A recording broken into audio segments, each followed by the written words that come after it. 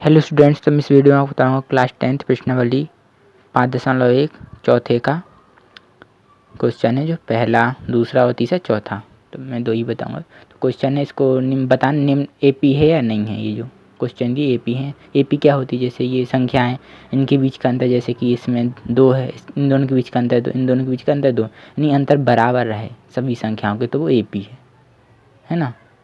तो हमें बताना है एपी, अगर इस एपी है तो इसका सार्वंतर बताना है, यानी जो अंतर है उसको सार्वंतर बोलते क्या है, और इसके अगले 3 पद ज्ञात करने, यानी बात के जो 3 पद हैं इसके बाद क्या आएंगे पद वो बताने हैं।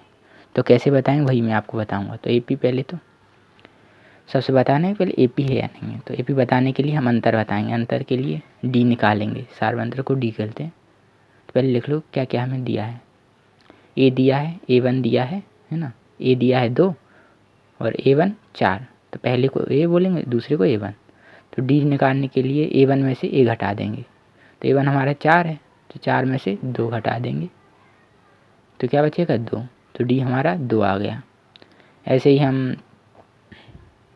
मैं तीसरा वाले अभी नहीं बताऊंगा, बाद में बताऊंगा, इसको मिटा लेता हूँ, चौथा वाला भी। तो ऐसे ही हम 8 और 4 के बीच का अंतर बताएं, इन दोनों के बीच का अंतर, तो डी बराबर इसको क्या बोलेंगे A3, तो मैं यहाँ पर A3 लिख लेता हूँ।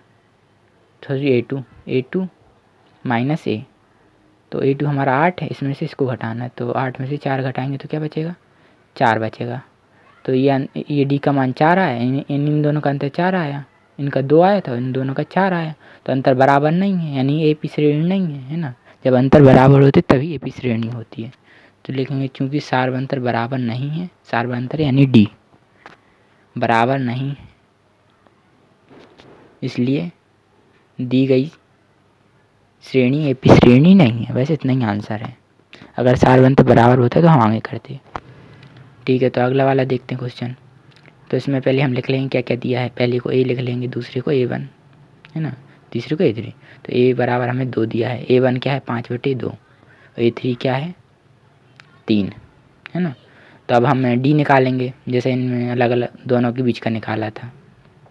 डी बराबर A1 माइनस ए, तो A1 क्या है 5/2 और ए मतलब 5/2 में से 2 घटाना है, तो इसके नीचे 2 के नीचे कुछ नहीं, तो 1 ले लेंगे। 2 और 1 का एलसीएम क्या होगा, यानी इनका तिर्यक गुणा हो जाएगा। 5 का 1 में तो 5, माइनस का माइनस, 2 का 2 में 4, तो यहाँ पर तिर्यक गुणा होगा, तो 5 में से 4 गए तो कितना बचेगा 1 बचेगा है ना, बटे में 2 तो वही, तो ये डी का मान हमें 1/2 आया। अब हम अगली 2 संख्याओं के बीच का अंतर निकालेंगे, इन दोनों के बीच का, तो 3 में से 5/2 घटा दो, तो A3 माइनस A1 इसका फॉर्मूला है। तो सॉरी, यहाँ पर A2 लिखना है, मैंने A3 लिख लिया है, A2 माइनस A1 कर लेना। तो 3 में से 5/2 घटाना है, 5/2 घटाएं, इसके नीचे कुछ नहीं है 1 मान लेंगे, इन दोनों का एलसीएम 2 ही आएगा, तो इसका तिर्यक गुणा हो जाएगा, इसका तिर्यक गुणा हो जाएगा, माइनस का माइनस रहेगा, तो 6 में से 5 गया तो 1 बचेगा, 1/2 डी का मान आ गया, यानी इनका सार्वंतर बराबर है, यानी इन दोनों के बीच का अंतर, सभी का अंतर बराबर है, तो ये एपी श्रेणी है ना। तो इतना तो पता चल गया, इसलिए एपी श्रेणी, बस इतना लिख दीजिए, फिर हम आगे करेंगे सॉल्व। एपी श्रेणी है इसलिए एपी श्रेणी है। अब बोला है यदि ये एपी श्रेणी है तो इसका सार्वंतर बताना, सार्वंतर यानी डी, तो डी तो हमें पहले से पता चल गया, तो हम लिख देंगे सार्वंतर यानी डी बराबर क्या है 1/2, सार्वंतर यानी अंतर, संख्याओं का अंतर, वो होता है सार्वंतर। अब इतना बता दिया, बोला इनके अगले 3 पद बताने हैं है ना, तो इसकी बाद वाली संख्याएं बतानी 3, जैसे ये पहला हुआ पद, दूसरा, तीसरा, चौथा, ऐसे ही हमें अगला वाला बताना है, अगले नंबर पे क्या आएगा।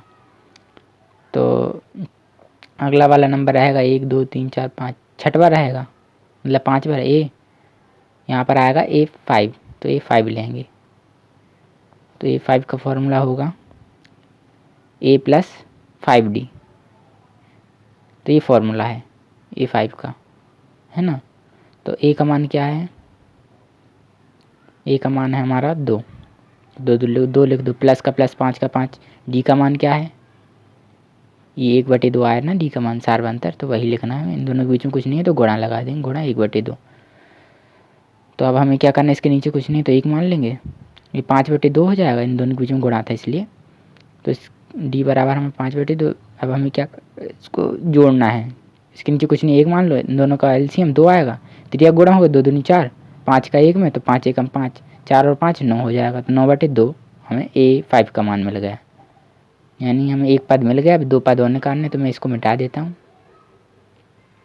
तो अब हमें A6 निकालना है। आपको मेथड समझ आनी चाहिए, सवाल तो कोई सही बन जाएंगे फिर। तो हम 3 पद निकालने, अब हम दूसरा पद निकालें। तो 6 वाला फॉर्मूला यही है छठे पद निकालने का। तो डी का मान रख दो 1/2, तो क्या हो जाएगा, 3 बचेगा, यहाँ पर काट देंगे तो 2 और 3 5 हो जाएगा। तो A6 हमारा 5 हो जाएगा। ऐसे A7 निकालेंगे तो A + 7D हो जाएगा। तो A का मान 2 है, 7 का 7, D का मान 1/2। तो ये हम लिखेंगे तो 7/2 हो जाएगा। तो इसके नीचे कुछ नहीं तो 1 ले लेंगे, तो इन दोनों का एलसीएम क्या आएगा, 2 आएगा। 1 और 2 का एलसीएम 2, 2 दूनी 4 हो जाएगा, तिरक गुणा 7 एकम 7 हो जाएगा। तो 4 और 7 11 हो जाएगा, 11/2। तो हमारा A7 का मान 11/2 आ गया। तो इस तरह हमारे अगले 3 पद निकल चुके हैं। तो ये हमारा आंसर हो जाएगा, ये भी हमारा आंसर हो जाएगा, ये भी हमारा आंसर, और ये तो डी का मान आंसर ही है। तो अगर आपको वीडियो पसंद है तो चैनल को सब्सक्राइब, वीडियो को लाइक जरूर कीजिए।